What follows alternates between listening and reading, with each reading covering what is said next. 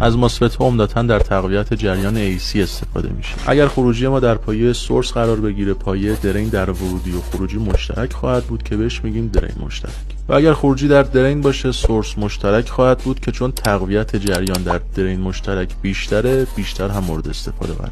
مهمترین کاری که ما باید برای تقویت جریان انجام بدیم اینه که بسته به شرایط نقطه کار ترانزیستور که در دیتا شیت قطعه ما هست، مدار راه انداز قطعه رو برای قرار گرفتن اون در مود فعال ببندیم. برای این کار حتما یه خازن در ورودی قرار میدیم که فقط جریان متناوب رو به ترانزیستور ما برسونه. در ادامه میزان مقاومت سورس رو طوری تعیین میکنیم که ولتاژ سورس و به دنبال اون ولتاژ گیت سورس ما به اندازه‌ای بیشتر از ولتاژ ترشولد برسه تا ترانزیستور ما روشن و در مود فعال قرار بگیره. حالا که همه چیز آماده است، ولتاژ منبع تغذیه ما از ترانزیستور عبور میکنه و خودش رو به شکل جریان AC در خروجی نشون میده و به این صورت ترانزیستور جریان AC ورودی رو برای ما تقویت میکنه.